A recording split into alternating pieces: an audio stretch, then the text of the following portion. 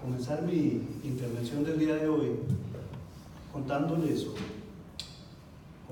una anécdota que entre muchas personas me la contaba a mí mi abuelo hace muchos años. Él decía que en una ocasión uno de los candidatos de turno para la presidencia de la República se encontraba de gira por la zona de Guanacaste y pues, obviamente se encontraba por allá a la casa de votos, ¿verdad? Al llegar a un pueblo y dar su discurso frente a la gente, recordó que alguien le había comentado la gran necesidad que tenían por ahí de que se construyera un puente para poder cruzar el río que atravesaba el lugar.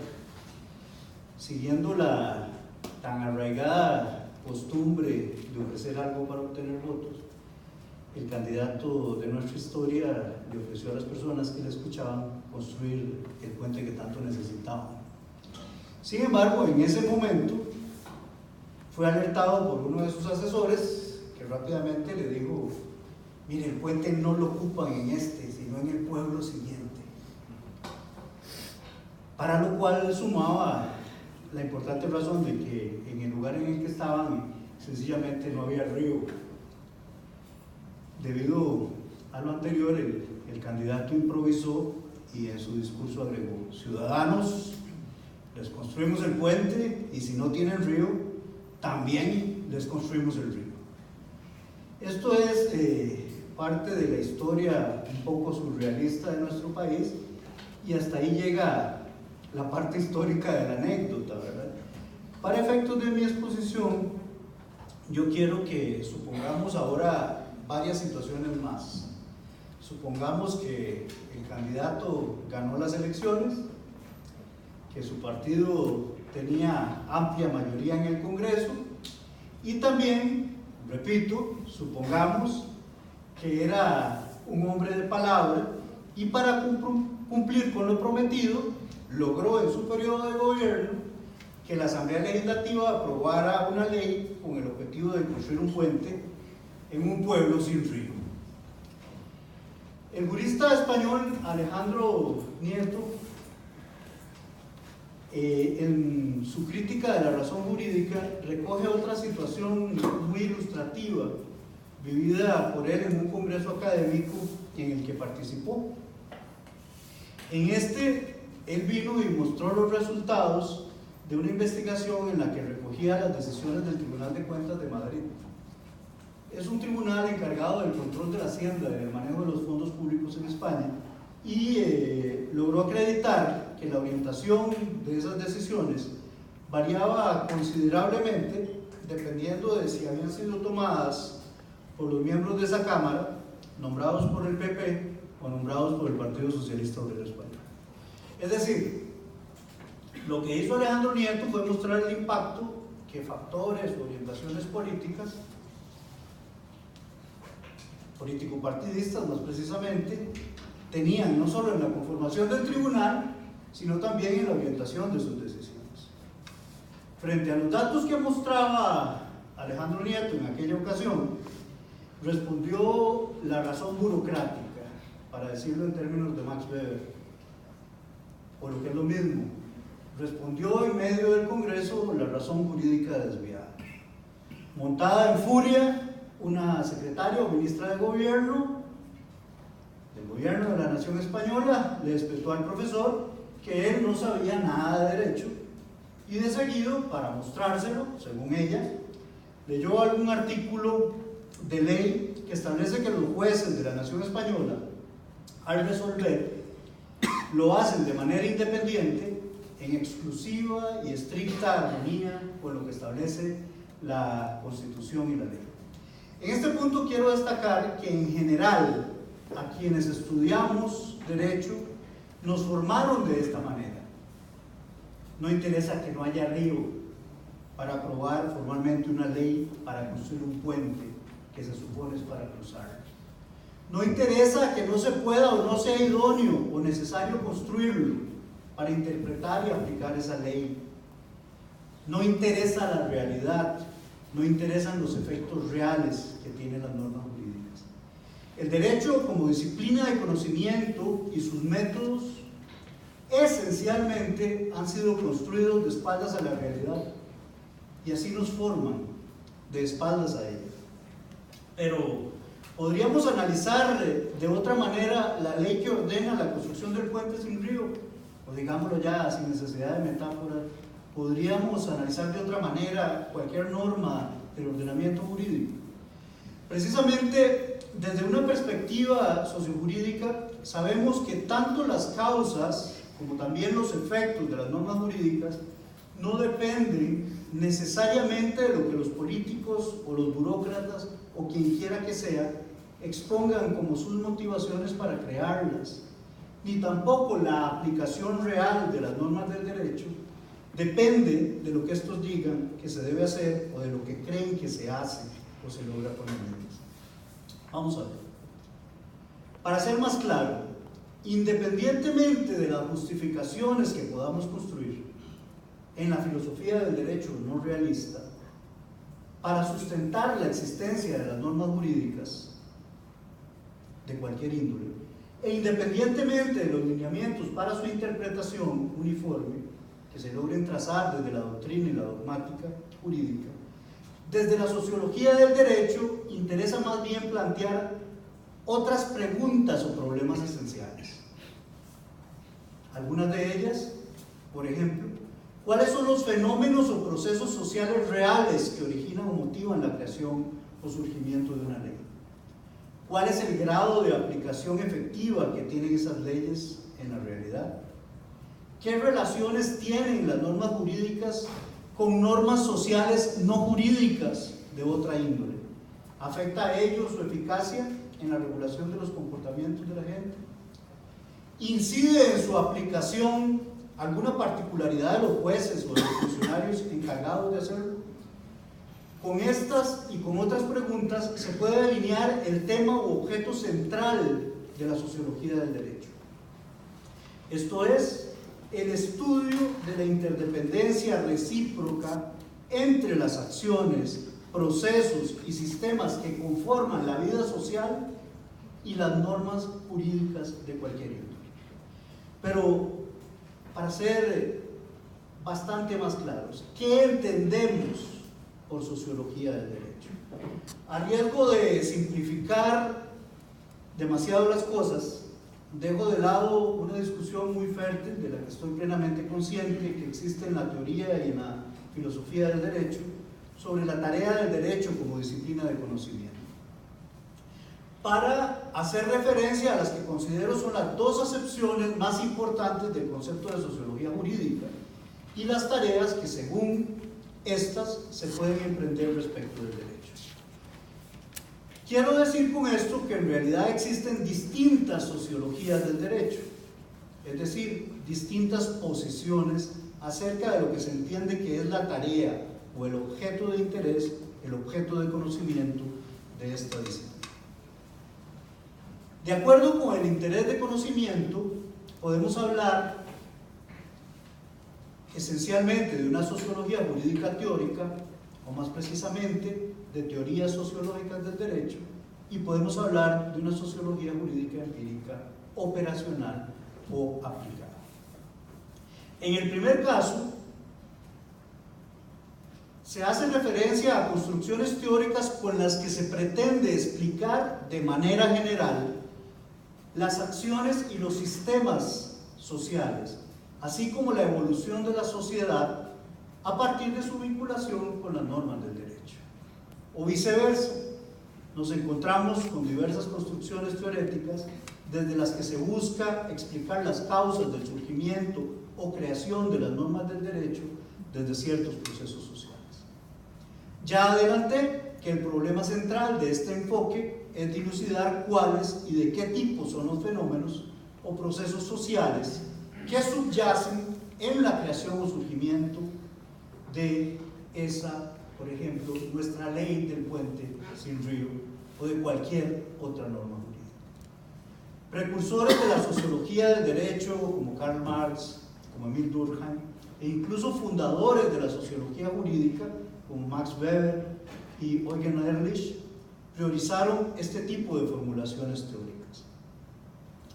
De ello, puede seguirse fácilmente que existen una gran cantidad de teorías que intentan responder a aquella pregunta.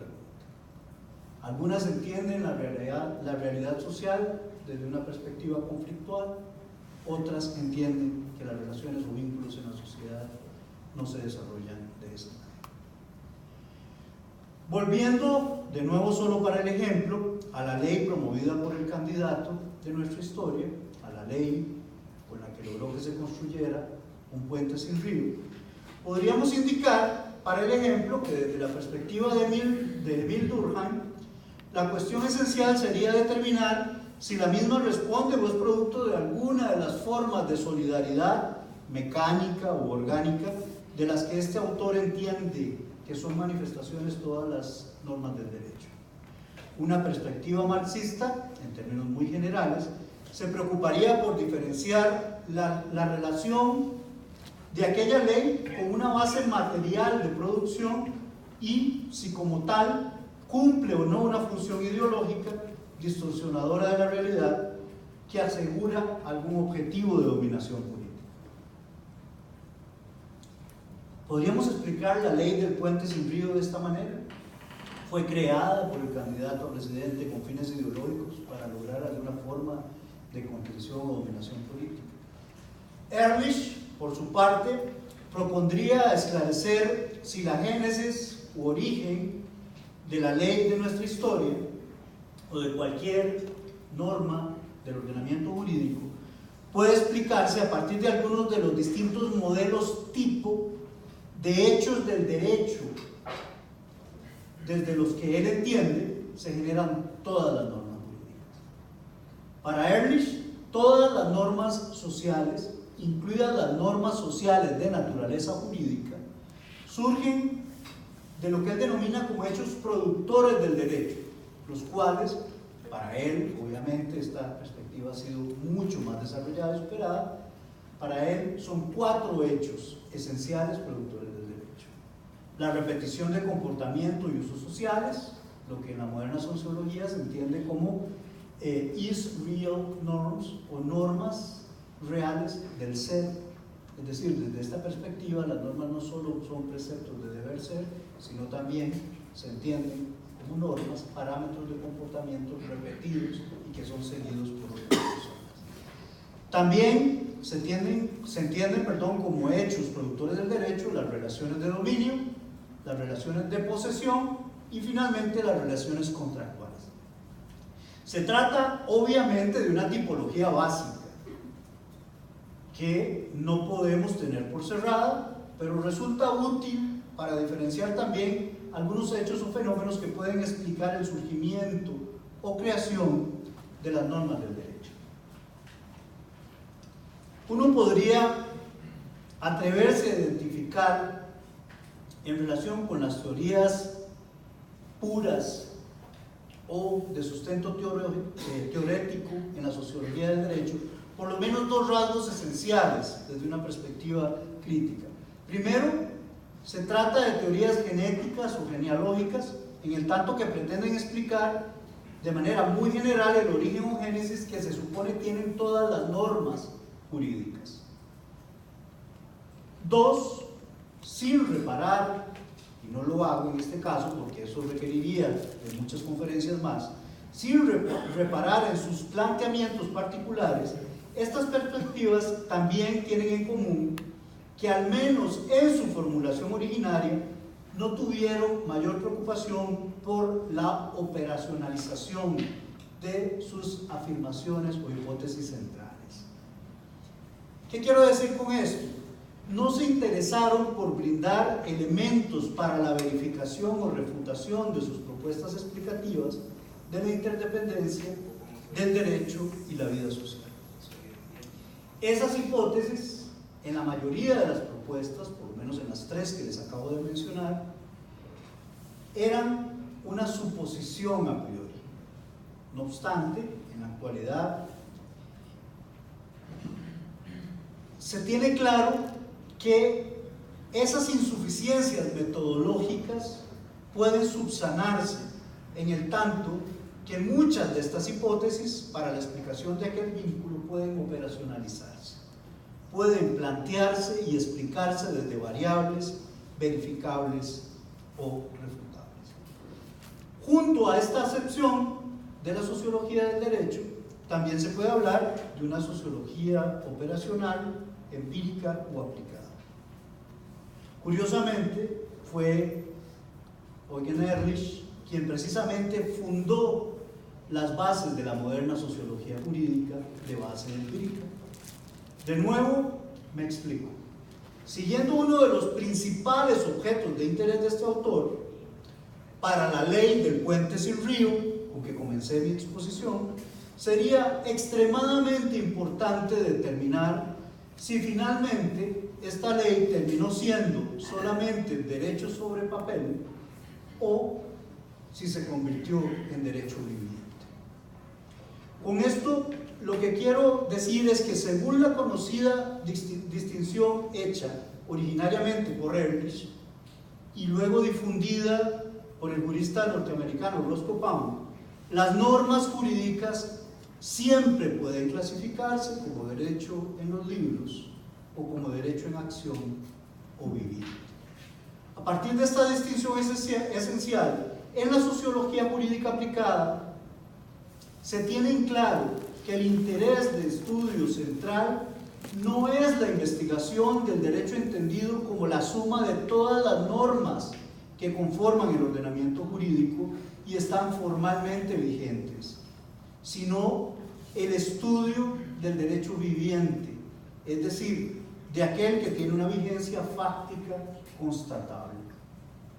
Su método y sus técnicas de investigación se encargan de ofrecer hipótesis o explicaciones operacionalizables acerca de la dimensión fáctica del derecho, cuya corrección o incorrección, como ya adelanté, puede ser sometida a criterios de verificación. Para que esto quede explicado de mejor manera, es necesario que me extienda sobre dos conceptos esenciales que ya mencioné. Me refiero a los conceptos de eficacia formal y de eficacia jurídica, fáctica o material de las normas del derecho. En la actualidad, en las investigaciones de la sociología del derecho, sobre todo en las que se desarrollan en la República Federal Alemana, se privilegia el interés por aspectos más prácticos u operacionales, sobre todo en relación con el efecto real que tienen las normas jurídicas en la vida social, como reguladores de las acciones sociales y los comportamientos de los funcionarios estatales y de la gente en general. Con ese fin, se distingue, por un lado, el concepto de vigencia jurídica o formal de las normas del derecho, bajo lo cual se entiende que las normas del derecho tienen esta clase de vigencia desde el momento en que están formalmente aprobadas según los procedimientos específicos establecidos en la ley y en la Constitución. Obviamente, para una ley, en el caso de Costa Rica, una vez que se ha cumplido con el procedimiento establecido por la reglamentación legislativa y por la Constitución política. En el momento en que se cumple con ese procedimiento, tenemos ya la vigencia formal de una ley.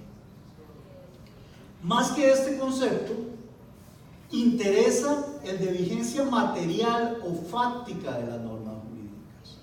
Se entiende que las normas del derecho, en cualquiera de sus rangos y formas, tiene vigencia cuando lo que en ellas se estipula tiene aplicación real, constatable en hechos. Y aquí vale una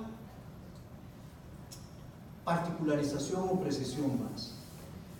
Fue otro sociólogo del derecho alemán, Theodor Geiger, quien se encargó de distinguir que en realidad, al hablar de vigencia fáctica de las normas del derecho, debe atenderse siempre a su carácter gradual. Esto es lo que se entiende bajo el concepto de cuota de efectividad de las normas jurídicas, de todas las normas del derecho.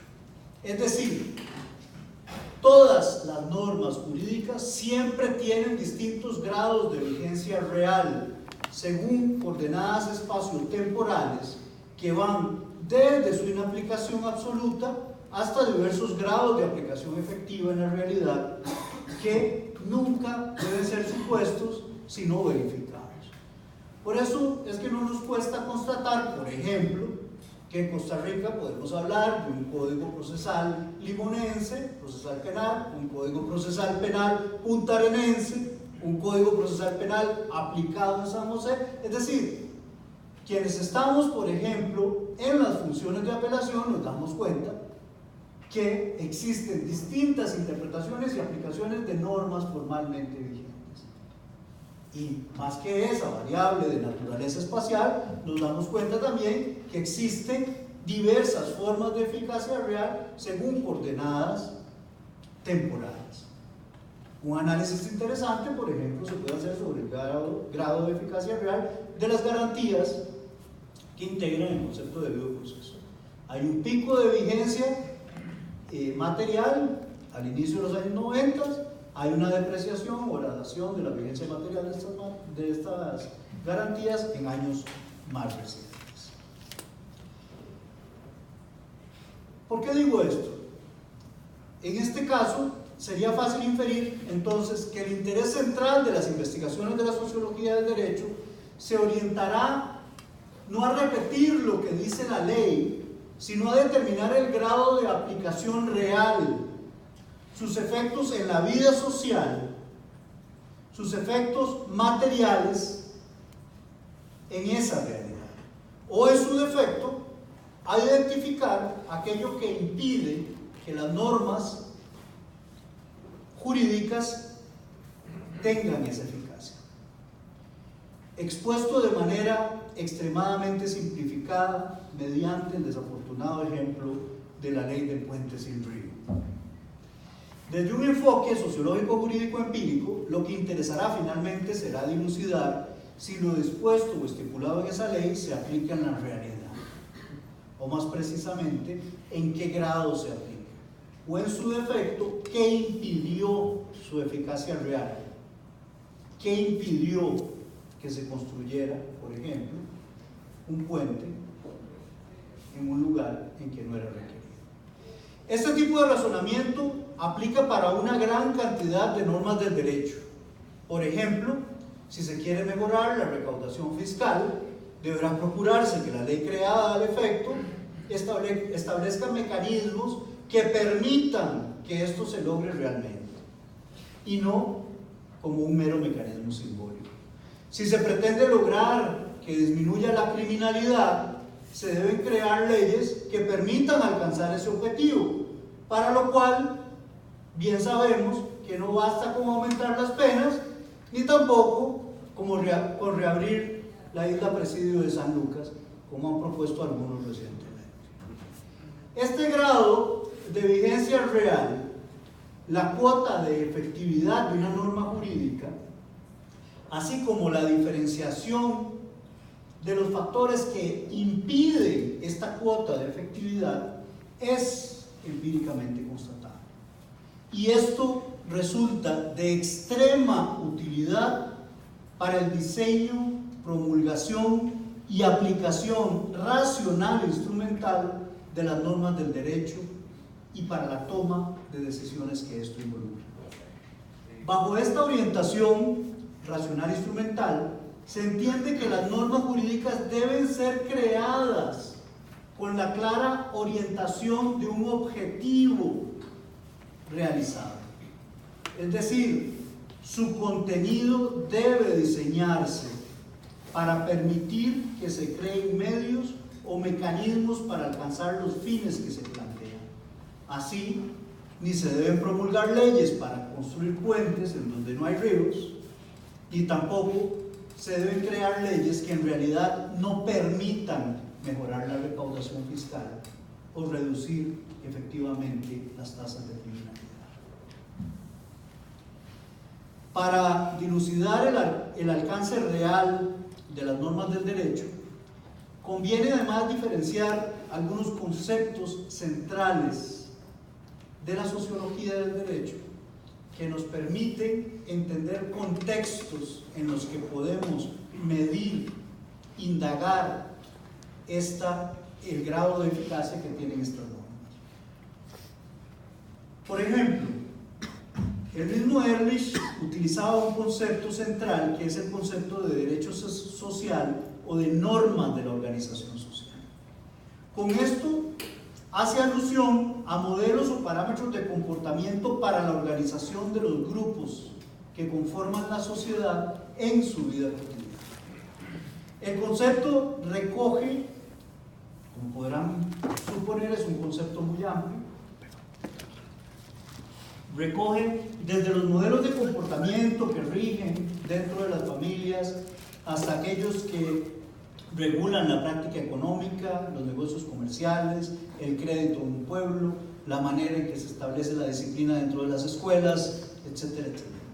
En esencia, con este concepto se hace referencia a parámetros de comportamiento para la organización de las relaciones de las personas en su vida diaria. Su importancia radica, y esto es lo que quiero subrayar, en que esta, bien lo sabemos, es la forma originaria del derecho y en el presente es la manera primaria en que éste aparece. Los grupos sociales crean estas normas en su interior y adecuan su estructura y actividad a ellas, sin que estén formuladas necesariamente de manera estricta. Influyen cotidianamente en la conciencia de los miembros de un grupo por la fuerza de la tradición y por su uso, y son interiorizadas en el proceso de socialización mucho antes que las normas del derecho. ¿Qué importa esto para el derecho penal? Muchos autores han afirmado claramente que el derecho penal no puede ser exclusivamente un derecho de bayonetas con el que permanentemente se esté coaccionando a las personas. Otros han afirmado, con una lucidez que a mí me parece extraordinaria, recuerdo claramente las afirmaciones de, por ejemplo, del profesor Wolfgang Nauke en Frankfurt, que constantemente repetía: cada vez que en el derecho penal, que en el sistema penal, solo para poner un ejemplo de esto que estoy hablando, se impone una condena, el derecho penal está no solo reconociendo, sino gritando su fracaso. ¿Qué quiero decir con esto? Para entender la importancia que tienen este tipo de normas de las que estoy hablando respecto de la eficacia real de las normas jurídicas, por ejemplo, respecto de las normas jurídico-penales, voy a citar de nuevo, textualmente en una traducción libre, a Eugen Ehrlich. Frecuentemente no es el poder del Estado con sus medios de coacción el que causa que los seres humanos cumplan las normas sociales. La persecución penal y la ejecución coactiva como sanciones estatales, si se les mira en general, más bien juegan un papel muy escaso. Los preceptos del derecho más bien se apoyan regularmente en normas extrajurídicas de la costumbre, de la religión, la moral, el honor y el decoro, que aseguran su seguimiento. Línea de investigación que, entre otros, ha sido seguida en Alemania por Bier Brauer dentro de minorías culturales. De manera que se puede distinguir de mejor forma la posibilidad de eficacia real y la eficacia real de una norma jurídica legislada a partir de su vinculación con otras normas organizacionales, de otras normas sociales que inciden en la vigencia real de esas normas que componen el ordenamiento jurídico. El ser humano se comporta conforme a las normas del derecho esencialmente porque así lo requieren aquellas otras que inciden más fuertemente en los comportamientos de la gente que las propias sanciones estatales. Obviamente, con esto se supera la tesis central de Weber de la coacción como elemento definidor de la eficacia del derecho, por una concepción más bien que entiende como jurídico aquello que es reconocido y traducido en los comportamientos de las personas. Comprender este vínculo es muy importante, lo ha sido a través de la historia. Otros numerosos autores, en este momento recuerdo a Carl Lewin, han enfatizado la importancia de hacer este tipo de distinción. Lewin, por ejemplo, decía: para conocer el derecho debemos proseguir dentro de aquellas áreas tradicionalmente dejadas fuera, que tradicionalmente han sido entendidas como no derecho. Comprender este vínculo es muy importante para poder entender que las normas del derecho, en el sentido tradicional que las conocemos, dependerán para su eficacia real de la manera en que se vinculen, del grado de congruencia, divergencia o alternancia que tengan con otras normas sociales arraigadas e interiorizadas en la conciencia de las personas. Esto, por ejemplo, ha movido importantes estudios de sociología del derecho en contextos de pluriculturalidad.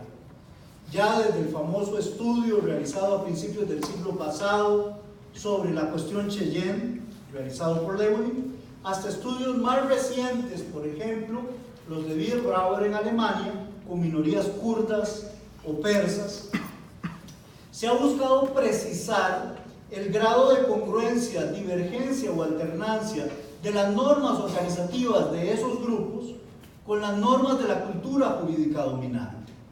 Y con ello se ha intentado determinar si esa forma de vinculación incide o no en la eficacia real de estas últimas. Otro objeto esencial, otro objeto de estudio de la sociología del derecho es el denominado derecho de los juristas. Se trata de aquellas reglas de comportamiento dirigidas a los tribunales y sus miembros, según las cuales estos, se supone, deben atender, resolver, o digámoslo de manera más real, diluir los conflictos entre las personas. En toda sociedad emergen conflictos debido a que aquel derecho de la organización al que hemos hecho referencia no basta nunca para evitar la existencia de intereses contrapuestos de toda índole, de clase social, de género, culturales, raciales, y por ello no se pueden evitar conflictos. Para resolver, o al menos para diluir esa conflictividad, surgen los tribunales y las normas dirigidas a quienes componen estos tribunales. No obstante, la vigencia formal de estas normas jurídicas dirigidas al personal judicial no lleva implícita nunca su vigencia fáctica o real. El grado de eficacia real, de nuevo, de las normas jurídicas dirigidas al comportamiento del personal encargado de aplicar y ejecutar otras normas del derecho, e incluso de aquel personal encargado de crear las normas del derecho, los legisladores, es variable también según distintos factores que siempre deben ser indagados. Con base en esta distinción pueden plantearse problemas fundamentales para la investigación en la denominada sociología de los jueces o sociología de la justicia, una línea de investigación fecunda también en la República Federal Alemana, que lamentablemente no ha sido desarrollada en nuestro país. En este caso, me gusta la idea, se coloca como objeto de estudio a los jueces con el fin de indagar el grado de congruencia o divergencia que tienen en su práctica las normas que se suponen regulan su trabajo. ¿Cuáles son los efectos que tienen en la práctica jurídica estas normas que se suponen regulan su trabajo? Siempre que hago referencia a esto, recuerdo una investigación por la cual odiaron a un gran jurista y sociólogo alemán, a Rüdiger Lautmann, ¿verdad? En Alemania. Rüdiger Lautmann era juez de carrera e integró un tribunal laboral durante muchísimos años. Lo que no sabían sus compañeros es que en cada una de las deliberaciones para dictar su sentencia, Rüdiger Lautmann estaba recopilando todos los factores, criterios, razonamientos o ideas extrajurídicas que se estaban colando y que sus jueces, que sus compañeros jueces estaban utilizando para resolver un caso concreto. Cuando presentó su investigación, obviamente renunció a la judicatura y desde ese momento los jueces lo odiaron. ¿Por qué? cumplió con esa labor que debe tener un sociólogo del derecho, que es la labor de develar mitos. Mostró todo lo irracional que hay detrás de esas puertas en las que creemos que todo es racionalidad. Lo mismo podemos analizar en el derecho dirigido a la administración pública. Es decir, podemos analizar el grado de vigencia formal o el grado de vigencia real que tienen las normas que se supone deben regular su comportamiento. Quiero, luego de transmitirles estas ideas, hacer algunas conclusiones generales. Primero, la sociología del derecho entiende esencialmente que el derecho es un fenómeno social. Por ello, su tarea fundamental es indagar los procesos de surgimiento de las normas que lo componen y el desarrollo que estas normas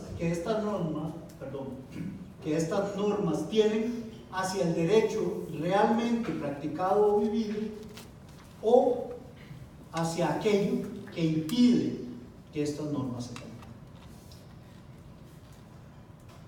Lo dicen de manera muy fuerte los sociólogos del derecho: la normatividad sin facticidad es derecho muerto. De este modo se supera aquella noción de que a quien estudia el derecho le toca únicamente ordenar e interpretar el derecho legislado o el ordenamiento jurídico como un sistema lógica y conceptualmente coherente.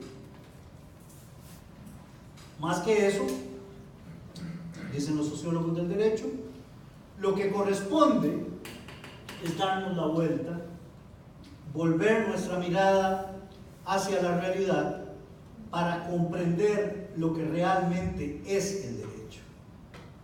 De espaldas a esa realidad, únicamente desarrollamos una técnica y teorías artificiales creadas para los juristas que tienen que aplicar aquellas normas.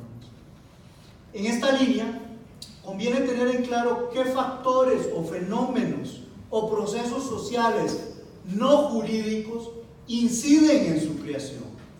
Pero también, por otro lado, una cuestión esencial es dilucidar si los objetivos o fines que dice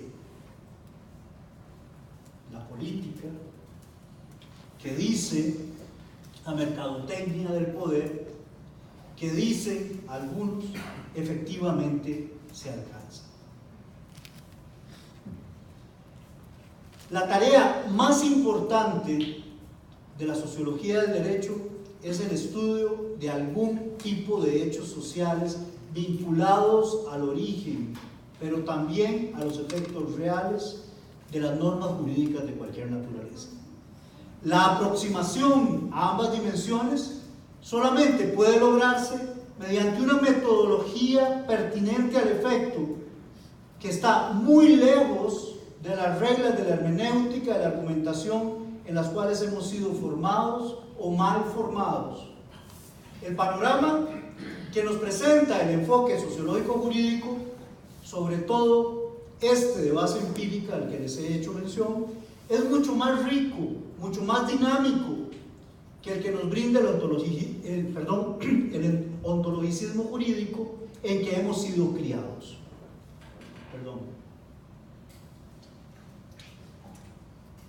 Sin ser demasiado optimistas, esto tal vez permita, por lo menos para quienes así lo quieran, perder ingenuidad y derribar algunos mitos, o por lo menos posibilite saber cuándo se ofrece un puente sin que siquiera haya río. Tal vez nos permita por lo menos entender que ni el puente ni el río existirán solamente porque así lo diga una ley formalmente legislada. Muchísimas gracias.